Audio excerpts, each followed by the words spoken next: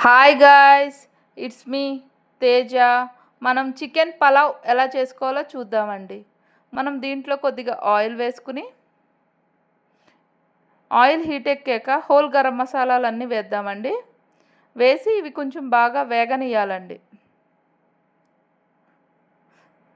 ఇవి కొద్దిగా వేగాక మనం ఆనియన్స్ వేసుకుని కొంచెం బ్రౌన్ షేడ్ వచ్చాక మనం సాల్ట్ వాటర్లో నానబెట్టుకున్న చికెన్ ఉంది కదా, అది తీసేసేసి ఈ ఆనియన్స్ దాంట్లో వేసేసేయాలండి. ఆ చికెన్ వేసాక చికెన్లో వాటర్ వస్తుందండి. ఆ వాటర్ అంతా ఎగిరిపోయేదాకా బాగా కలుపుకోవాలండి. చూడండి, వాటర్ 80% ఎగిరిపోయింది.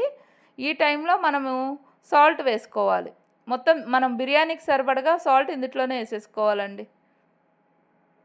వేసుకుని ఇది బాగా కలుపుకోవాలండి. పసుపు కూడా వేయాలి. వేసి బాగా కలిపేద్దాం.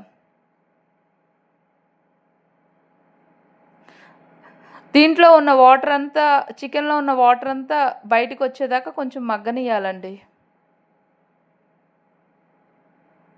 మూత పెట్టి మగ్గనిద్దాము. చూడండి, ఇప్పుడు చికెన్ కూడా బాగా మగ్గింది. మనము వచ్చే వాటర్ కూడా చాలా వరకు ఎగిరిపోయింది చూడండి.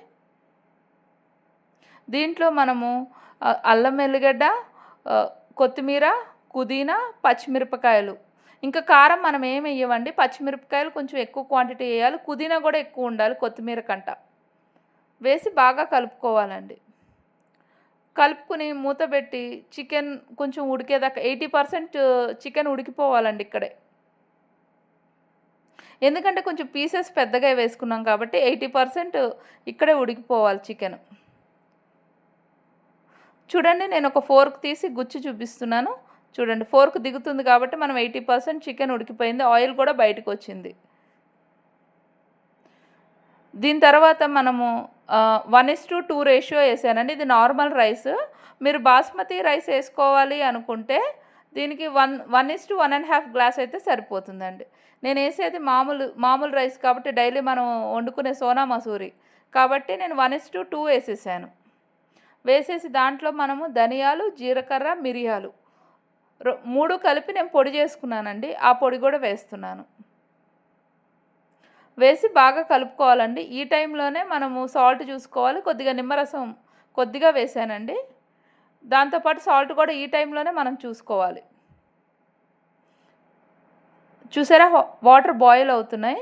దాని తర్వాత మనం కడిగి పెట్టుకున్న బియ్యం ఉంటాయి చూసారా, అవి వేసుకోవాలి. నేను బియ్యం ఏమో 750 గ్రామ్స్ తీసుకున్నానండి. చికెన్ ఏమో 1/2 kg ఉంటుందండి. బియ్యం కూడా వేసేసి బాగా కలిపానండి.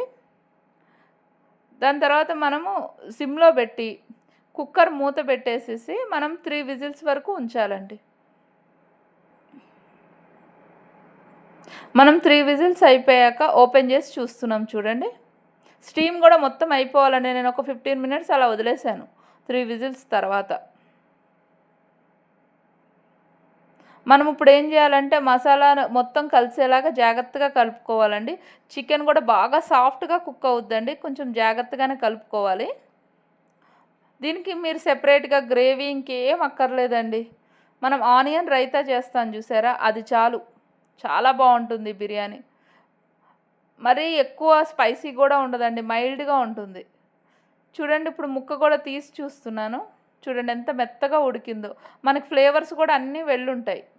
చాలా బాగుంటుంది. ఖచ్చితంగా ట్రై చేసి. మీకు ఈ వీడియో నచ్చినట్లయితే like, share, subscribe to my channel.